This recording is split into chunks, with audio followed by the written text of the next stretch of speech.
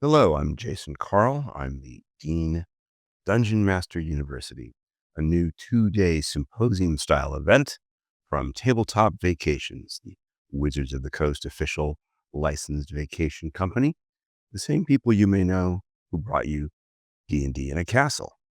I'm here today to talk about Dungeon Master University with one of our Dungeon Master faculty professors, Keith Baker, who is one of two faculty members who will be teaching our course in world building.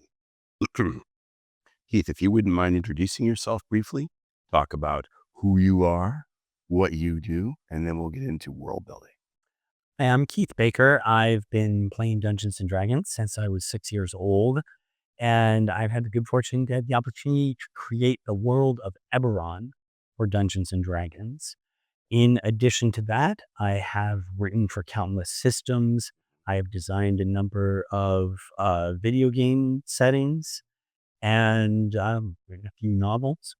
And so I've had the opportunity to explore world building in a number of different mediums. And I'm looking forward to being able to share some of that experience with you. Before we dive into that, let's go back and tell us a little bit about that first D&D session when you were 6 years old. How did you discover D&D, and D, and what was that like? So I discovered D&D. I just was given the hardcover AD&D Oh, original yes. books, and I didn't actually play it right away. Like, I didn't get dropped into a session. I was just given the books, and I loved them. Like, the monster manual was just amazing. The Very codex of monsters and images. And so I was the original DM for my group. I okay. got these books, and I'm like, okay, we gotta, you gotta do this. And did you build a world I did, of right course, away? yes. Okay. Well, I have to admit, the very first thing I did was I immediately converted Star Wars to D&D, So and then I built then you built from there. Fantasy. Okay. And now, many years later, you're going to be bringing the wealth of your experience from all of those different world building avenues to this destination, Dungeon Master University. If you could, can you tell us a little bit about how you like to approach world building? What are some of the first things you do? What are some of the first questions you ask? Do you approach it the same Oh, way every time, or do you have different methods for different formats? uh, again, there's a lot, it's a big topic and a lot of things Yeah. I look forward to digging into in the session, but just like a couple examples Yes, please. of key things that to me are very important. Um, it's very simply, the first question is, why are you designing a new world as opposed to, say, using our world and changing details of history? Can you give us an example of what you mean? So, for example, Abraham Lincoln Vampire Hunter, Oh, yeah. and Great saying, story. hey, it's the Civil War, but what if there were vampires? The Temeraire books, which are Napoleonic, or if we had dragons. And the point of that is that that means the audience doesn't have to do as much homework. They already know, oh, Napoleonic War. They And have familiar touchstones to right. draw on. And so what I'm saying is that is an option because it means the audience has something to build with. If you're not doing that, you were going to create a world entirely Yeah. from scratch. Why are you doing that? What is the story you want to tell that you can't tell in our world? Do you find, and maybe this isn't a fair question, do you find that world informs your story, or does your story inform your world building? So I know. it's a buttery question. So it's, to me, at the start, I want the story to inform the world. Okay. But once I've done it, I want the world to inform the story. So the point is, right now, if I'm making an Eberron adventure, I'm going to stop and say, how is this Eberron? But when we were making Eberron, the question is, what are the stories we want this world to tell? And the point is, Eberron, we wanted to grasp pulp adventure, war intrigue. And similarly, one of the very key things you want to say right from the start is your world designed to tell a particular story, or is it designed to tell many stories? So just by example, Dragonlance, when it first came out, was designed to tell the story of the War of the Land. Yes, one particular story. Conversely, Eberron, from the beginning, we said this has to be able to do Indiana Jones. It has to be able to do The Big Sleep. And those are very different stories. And part of what's important about that is how big does your initial area have to be? Do you need the whole world, which in Eberron we did from the start because globetrotting was part of it?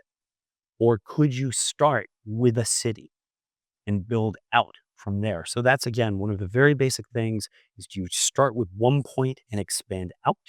Or do you start with the big picture and then drill down, adding more details? That's really interesting because at our D&D in a castle events, many of our guests are dungeon masters, and they often mention some of the challenges that they experience with world building. And one of the comments that I've heard most frequently from our DM guests is, "I just don't know where to start," or "I think maybe I did too much," Mhm. or maybe I did too little and have to adjust." What do you want the dungeon master students in your course to come away with? What looks like a good outcome for those students? All of those points you said are exactly the kind of thing we're covering. Like one of the critical questions is how much is too much? What degree of more is actually useful? And what are you actually sort of investing time in that won't actually help your players? And so that's a very key one of how deep do you need to go and where is it worth going deep? Where is it not? One of the very important things is also looking at the difference between creating a world for example, a novel Yeah. versus creating a world for a source book you're going to sell Hmm. versus creating a world for your friends at home. And there's different notes to each of these. One of the points being if you're creating the world for the people at home, draw your players into it, make them part of the experience, make it their world too. But that's not an option when you're designing it for a source book. So again, that question of what is your goal? What are you trying to ultimately produce is very important to think about. That raises another interesting point. I love how this conversation is moving really freely and organically around these very big topics. As the dean of Dungeon Master University, I'm essentially the head of our academic program, and one of my responsibilities is to work with our Dungeon Master faculty professors to help develop your curriculum, Mhm. figure out your syllabus, decide will there be takeaways, will there be homework, and what students really want to get out of it. One of my goals as the dean is to make sure that every dungeon master who comes to Dungeon Master University goes home feeling more confident Yes. in dungeon mastering. They all love it, but I often hear them say, "Oh gosh, I'm not really sure if I did it right." I would like to feel much more confident in what I do. Can you talk a little bit about that and how that's going to play a part in your coursework? One of the things I really like about the structure as it's planned is the idea of office hours. And the adversary at the platinum tier, gets 30 minutes of one-on-one time. And the point to me is that I expect people to be coming here with different goals. Are you looking to publish a source book? Are you just doing this because you love DMing and you're making something for you and your friends? And there's different things to talk about. And I love that to have the opportunity to have some one-on-one time to really talk with people about what they are looking to get out of it and to be able to directly engage with exactly what they are looking to find out. What would you encourage your students, Mhm. the dungeon master students coming to your course, to think about before they hit the classroom? Exactly what I just said with that point of what is your goal? What is it you what are you hoping to do with this in the future? What do you want to learn? Because again, between the potential chance for one-on-one learning, the opportunity for office hours, like we can give you very specific information. What is it you were Okay. yearning to find out? But just looking again to the main the main classwork, it is back to me of do you have a specific world Mhm. on mind that you really want? You had this idea floating around and you really want some feedback on how to expand that. Or are you just coming here because you really want to learn the basic principles? Because we're certainly going to do both.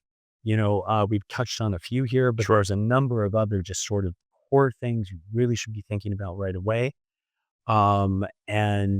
Things, as you said, what I want from this is I want people walking away feeling confident Yes. and really feeling like they have actionable. If you've had a world in the back of your mind, I want you to feel like you're ready to dive in and just make it happen. Now, for those dungeon masters who are coming to Dungeon Master University who do have a particular world, maybe one they're developing in their heads already, or that they're running already for a campaign at home, there is a there is a unique opportunity available at the platinum tier of registration. Those DMs will get access to our faculty in a different way. Each night, after the main coursework and seminars and office hours conclude, there will be 16 tables of Dungeons and Dragons games running, and each table will have, in addition to dungeon masters as players who are students, one of our faculty. So those DMs will essentially be running their game for you, and they'll be able to get real-time feedback, ideas, commentary on strengths and weaknesses, suggestions for improvement. I'm super excited about that. Mhm. I hope you are too, No, but I absolutely. think it's a great idea, isn't it? Yeah, and for me, what I love about that is that we're each bringing something different to the table. So obviously, I have a lot of opinions and advice about game mastering techniques in general, but specifically, I also am really going to want to help whoever I'm working with on how is their world coming through their story. Yeah. How is it And expressed? How does it right. manifest in the action? And this is exactly, that's going to be part of our world building course book in the first place, is it's not just how do you create a world, but how does the world drive the story? And this comes back to what I mentioned earlier. When I make an adventure now, how do I make it an Eberron adventure? And so that's certainly something I'll be looking for, that moment of saying, well, what do I get of your world and how could you perhaps have made it even more? I think that these, well, call them audits, Mhm, mhm. because you're Yep, auditing exactly. their campaign really, or their campaign world. I think one of the best things about them is that something you said just a few minutes ago. You have some opinions about other aspects of game design. Maybe you've heard some very large opinions. Um, if they want to get your opinion on some other area outside world building, they'll have the opportunity to get that too. Because of Yeah. course you've done so many different kinds of adventures and campaigns from a lot of different Yep. angles. And I mean, that's a key point of office hours. And Yes. office hours, we can talk about anything. If you want to talk about writing novels, I can talk about writing novels or video games. And so obviously, I expect a lot of people working with me with world building to want to dig deeper into things that we've talked about. But hey, you have the opportunity to ask anything you want. I mean, now I kind of want to take your course and sit at your table to have you critique my campaign. Maybe we'll get a chance to do that later. Um, the something you said a few minutes ago about asking that big key question about what you want, what your goals are. It reminds me, or leads me into another line of thinking. Um, Many DMs who talk to us at our other events also tell us things like, you know, I've had my campaign world going for a while now, and I'm not sure where it's going, and I don't know if I should end my campaign and build a new world, or if I should adjust my world to change the story in a different direction to keep it fresh. Have you ever encountered that issue in your own Yeah, I DMing? love And that. And to me, there's a bunch of different ways to sort of approach that, but I love with a long-term mm, campaign, with that point of instead of just starting up the same, of advancing time and thinking about how does the world evolve. One of the things I really wanted to do with a previous project that I didn't have time was to actually make a world where you start with it basically like Eberron. This is a world where magic is a science, where it's at a certain point, like the Renaissance, and then say, okay, but I want to take that same world and look at it 300 years later. Like, if magic is a science, how is it evolved? And basically saying it's the same concept of a world in the Renaissance and a world in 2070, where now how is magic, you know, completely playing a bigger, different role in life? And the whole idea of that, though, was interesting, was to think about the principles we laid down in this first point, how have they evolved?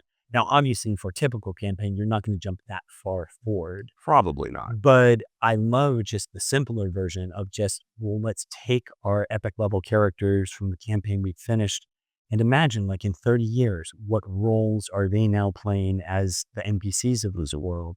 How has the world changed? All of that sort of thing is a lot of fun to explore. In your world building, Yeah. do you have your world affect the characters, or do the characters affect the world, or is it a bit of both?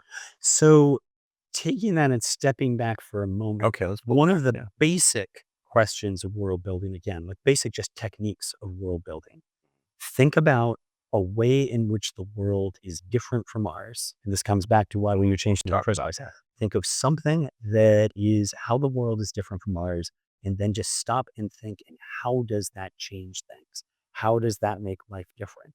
For example, just the idea of raise dead. If you have the spell raise dead and you say that is a reliable service anyone can do if they have 5,000 gold pieces. That's the whole economy on What exactly? Who controls it? If it's a cleric spell only, then what is that? Do we have theocracies? Like, what does that do if we don't? Like in Eberron, there's a bit, it's the house Drasco that has that, Yeah, it's and commerce. that changes things. And what I'm saying is, it's anything, whatever it is. How is it different, and what are the consequences? And that then comes back to the point you're saying of look at the players Yeah. and say, what is their impact? And so to me, initially, the world shapes the players. And this is a point of Eberron. Hmm. From the start, one of the things that I really love about Eberron is we have the idea of the last war, where there has been this 100-year war that has just come to an end. And what's good about that, apart from adding some interesting things, is anytime someone's making a character, I can say to them, what did you do during the last war? You're a fighter. Who did you fight for? If you didn't, why Why not? didn't you? What were you doing instead? And so what I'm saying is it is a concept that's easily understood, a great civil war, but then you actually say, but how does it apply to you? What did it mean? How does that make your character more interesting and connected to the world? Meanwhile, on the other end of things, when you're dealing with what we were talking about, and now the campaign's over, but we're starting a new one, that's where you say, and how would this character change the world, afterwards?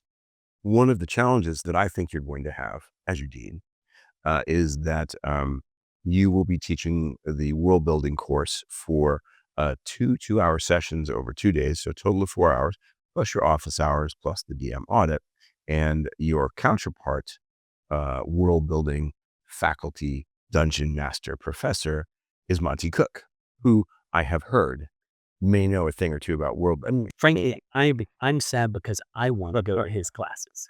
I think he probably wants to go to yours too. So maybe we can figure that out later. But you're going to be tag teaming this. You'll teach half, and Monty will teach the other half. It seems to me that this is such an enormous topic with so many different questions, so many different angles, that you're going to have to make some decisions, maybe some of them difficult, about what's going to go in the course syllabus Yep. or actual, classroom work, Yeah. and what is going to have to appear in a takeaway or Yep. a reading list or something. Are you already making mental lists of how you're going to structure the information, Oh, or yeah. is it too early? Oh, well, I mean, we're getting started, and Okay. definitely what is in the classes, what are the subjects, what do we want people to sort of work at between sessions, so that they can get, more impact. To me, like a lot of what we have talked about already, we've hit like the very basic concrete. Yes. What is the world? Why are you making it? What's the story? Big or small? Like, how are you starting? That's the beginning. It's the tip of it. And we're going to be looking at How do you create a cosmology? What's the role of religion? Like, how do you make a religion in a world? Monster design and like the environment. Like, how do you Right. create an ecology? What does the existence of dragons imply Exactly. at all? And, again, how deep do you go? How do you sort of use what is already out there? Like basically taking something like Dungeons and Dragons. Uh, what is the degree to which you draw from the existing canon lore and integrate that with your own setting versus throwing it out and changing, making it entirely your own? Magic. How do you create essentially a system of magic? All of these are things I'm very excited to talk about. And really, I think the biggest challenge is going to be Monty and I may have to arm wrestle over the particular who gets to cover, a particular topic. I like the fact that you are and Monty are going to approach this as, co-faculty members and work out who's going to do what. So Yes. I like the odds of both of you getting to talk about what you want. Mhm. Uh, And again, it's really exciting for me to get to work with someone like Monty. yes. And to really just sit down together and think about how are we covering this. I'm really looking forward to it. When you think about standing in the classroom, because this happened in an actual college What? classroom. Yeah, the location of Dungeon Master University is at Oglethorpe University in Atlanta, Georgia. So we'll be using an actual classroom college setting in which to offer our courses and all the rest of the opportunities.